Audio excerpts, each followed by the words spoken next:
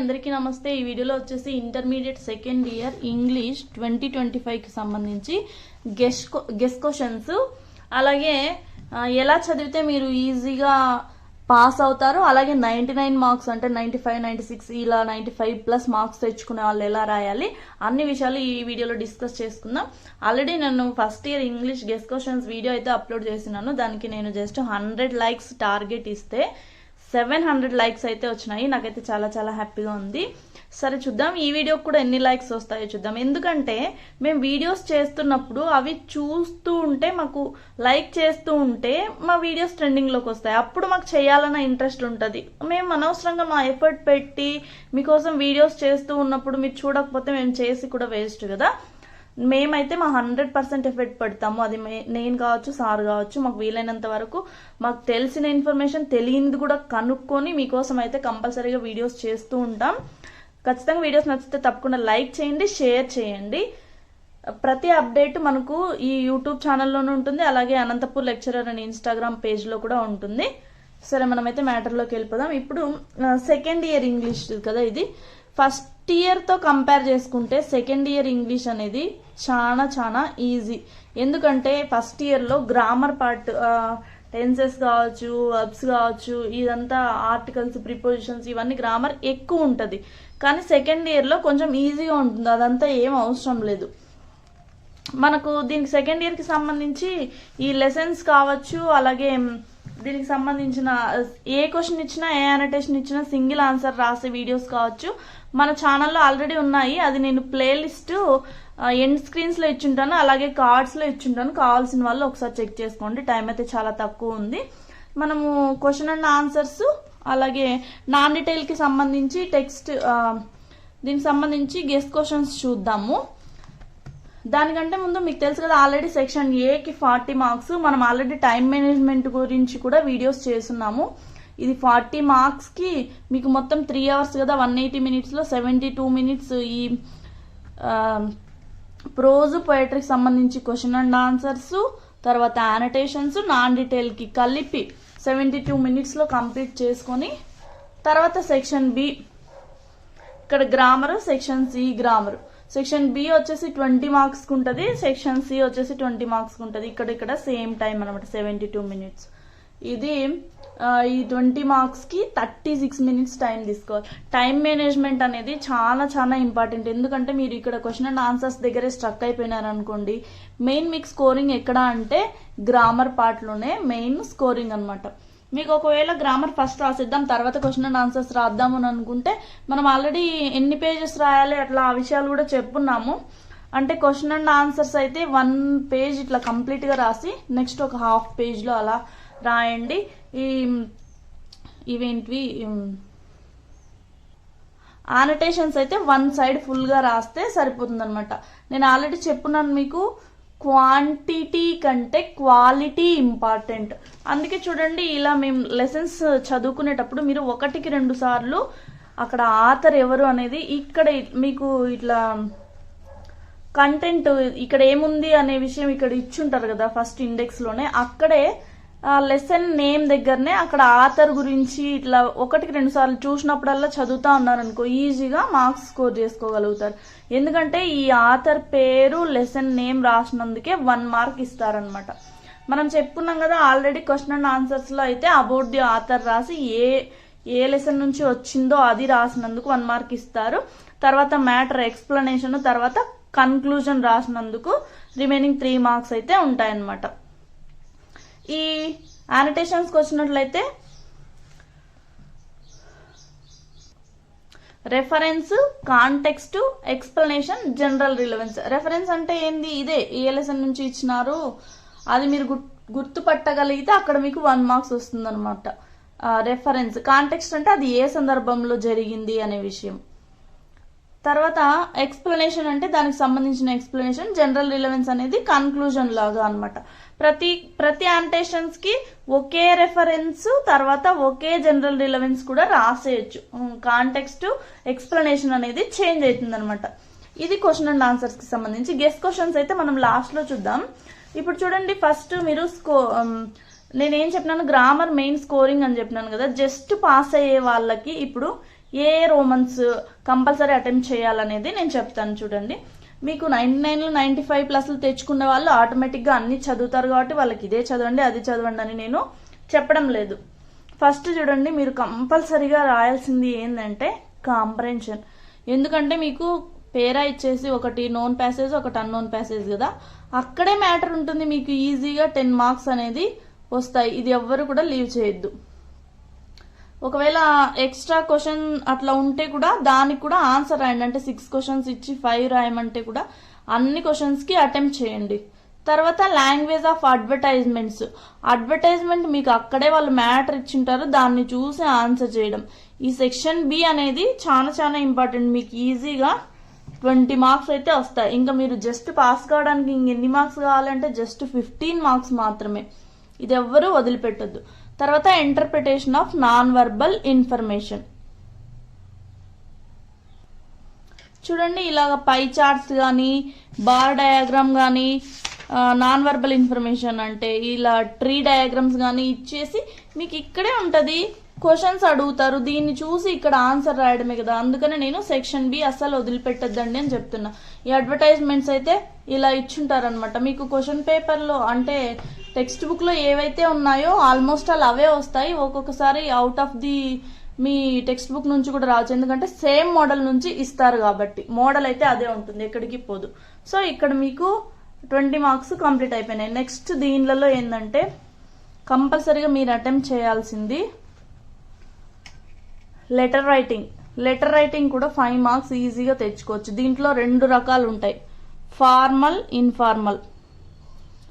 Formal అయితే మీరు కంపల్సరీగా వాళ్ళు ఇచ్చిన ఫార్మాట్లోనే అలాగే నీట్గా రాయాల్సి ఉంటుంది. మీరు ఏం చేస్తారంటే ఇన్ఫార్మల్ సెలెక్ట్ చేసుకోండి. ఎందుకంటే మీ డాడీని డబ్బులు పంపించమని అడగడానికో లేకపోతే సెలవు కోసమని విహారయాత్రలకు వెళ్ళడానికి పర్మిషన్ అడగడమో, లేకపోతే మీరు చూసి వచ్చిన ఎగ్జిబిషన్ గురించి ఫ్రెండ్కి ఒక లెటర్ రాయమని, లేకపోతే మీ కాలేజ్లో యాన్యువల్ డే ఎలా జరిగిందో దాన్ని డిస్క్రైబ్ చేస్తూ మీ ఫ్రెండ్కి ఒక లెటర్ రాయమని, ఇలాంటివి అడుగుతూ ఉంటారు ఎప్పుడు. కాబట్టి ఇన్ఫార్మల్ మీరు ప్రిఫర్ చేసుకోండి.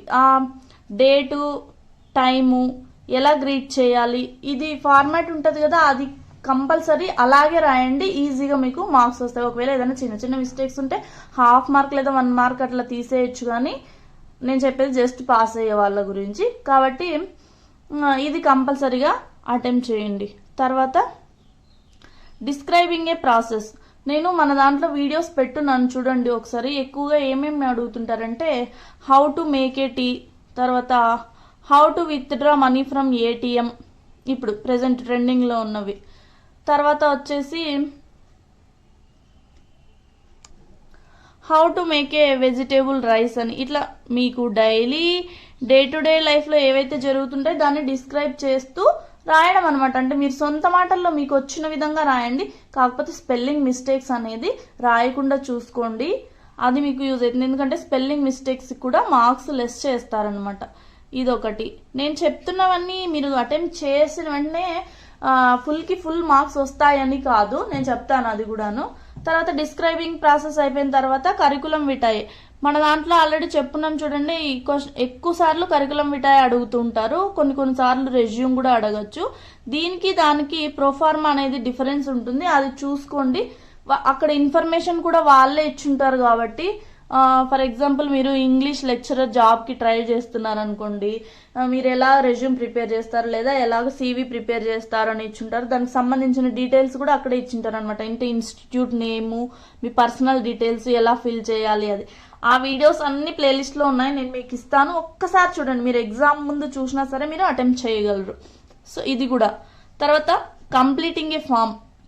ఈ బ్యాంక్ ఫామ్స్ ఫిల్ చేయడము, అవి మనము కంప్లీటింగ్ ఏ ఫామ్కి సంబంధించి ఒక వీడియో చేసాము, అదైతే చాలా చాలా వైరల్ అయింది. అబౌవ్ 2 lakh వ్యూస్ అయితే వచ్చినాయి. కొంతమంది ఫామ్ ఫిల్ చేయడం కూడా రాదా అన్నట్టు కొంతమంది కామెంట్ చేశారనమాట. సో అది కూడా రానోళ్ళు చాలా మంది ఉంటారు కాబట్టి కంప్లీటింగ్ ఏ ఫామ్ అనేది కూడా చాలా ఇంపార్టెంట్. అక్కడ మీకు ఆల్రెడీ ఇచ్చేసి ఉంటారు కదా ఇన్ఫర్మేషన్. నేను అందుకే చెప్పింది ఫస్ట్ ఇయర్ కంటే సెకండ్ ఇయర్ అనేది చాలా చాలా ఈజీ అని.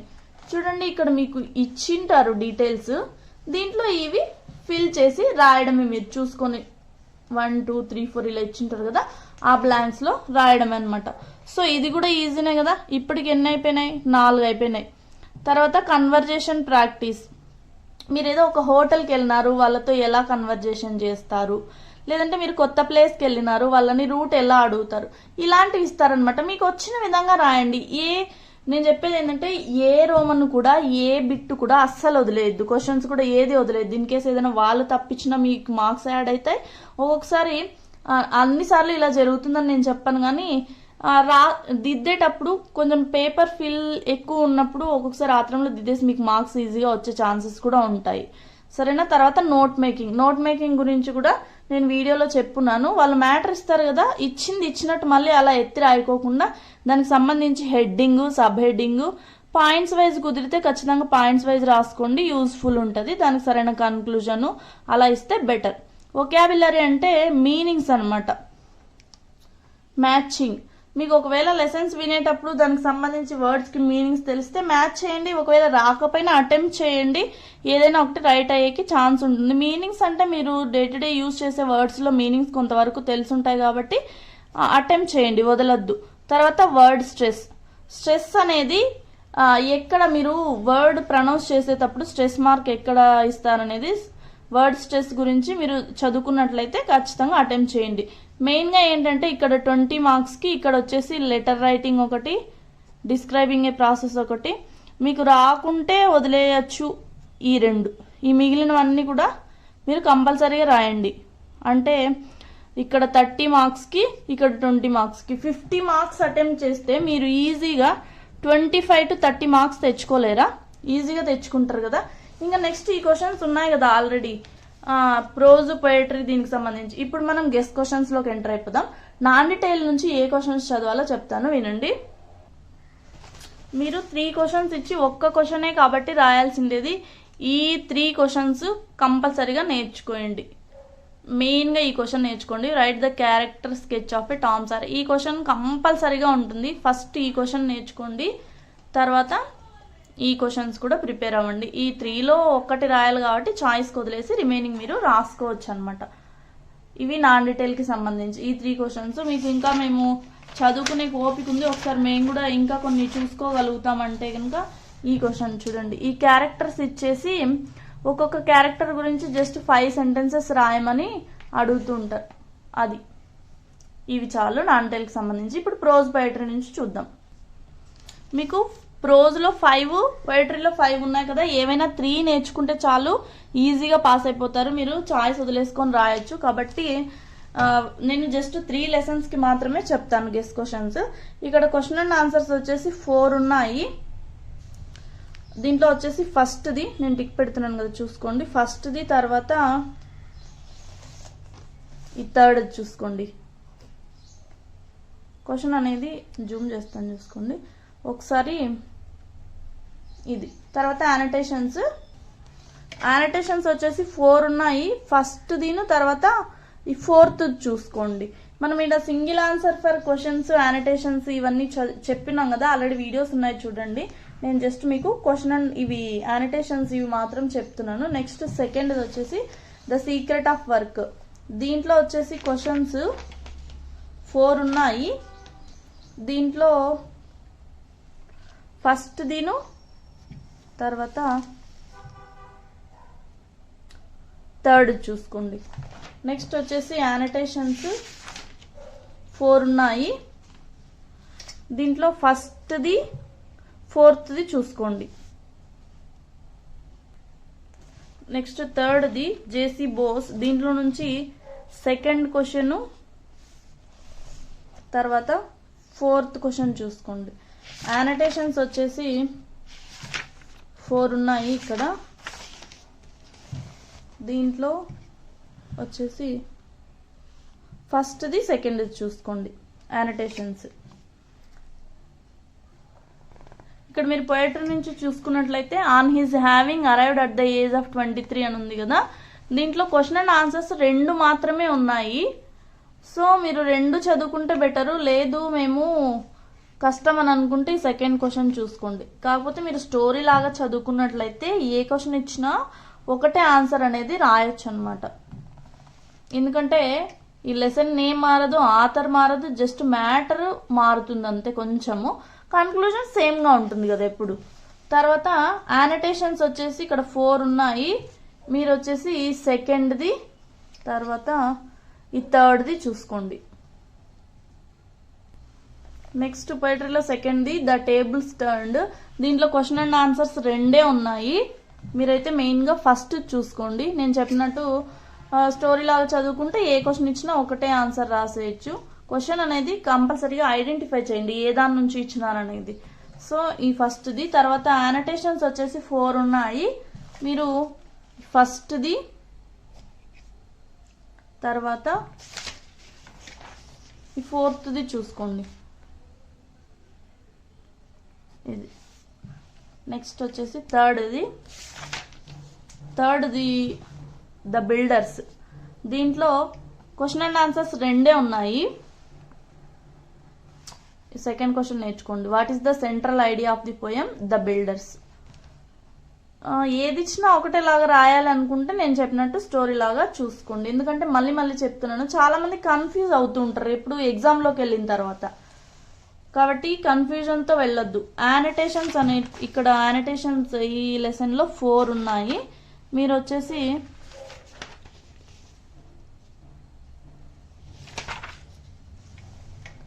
థర్డ్ది ఇదిను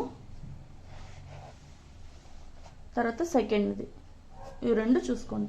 సో ఇక్కడతో మొత్తం కంప్లీట్ అయిపోయింది అనమాట. నేను నాన్ డీటెయిల్ చెప్పాను, అలాగే ఈ ప్రోజ్ పోయిటరీ నుంచి కూడా చెప్పాను, గ్రామర్ ఎలా రాయాలనేది కూడా చెప్పాను. సో ఆర్డర్ అనేది మెయింటైన్ చేయండి. ఎందుకంటే వాళ్ళు పేపర్ కరెక్షన్ చేసేటప్పుడు వెతుక్కొని చేసేటప్పుడు మార్క్స్ వేసేటప్పుడు మిస్టేక్స్ అవ్వచ్చు. అదే మీరు ఆర్డర్లో రాశారనుకోండి ఈజీగా మార్క్స్ వేస్తారు. కౌంట్ చేసేటప్పుడు కూడా మీకు ఈజీ అవుతుంది అనమాట. మీకు రాకుంటే దానికి సరిపోయే పేజెస్ లీవ్ చేసుకొని తర్వాత రాయండి. మీకు టైం ఇది అయిపోయిన తర్వాత పేపర్ అనేది 1-2 సార్లు చెక్ చేసుకొని ఇంకా టైం మిగిలిన టైంలో ఆ లీవ్ చేసుకున్న పేపర్లో కూడా రాయండి. ఏ క్వశ్చన్ కూడా వదిలిపెట్టొద్దు. All the best for your exams. Remaining వీడియోస్కి సంబంధించి ప్లేలిస్ట్ కూడా మీకు ఎండ్ స్క్రీన్స్లో ఇస్తాను, ప్లే కార్డ్స్లో ఇస్తాను, ఐ కార్డ్స్లో ఇస్తాను. Thanks for watching. 3 6600.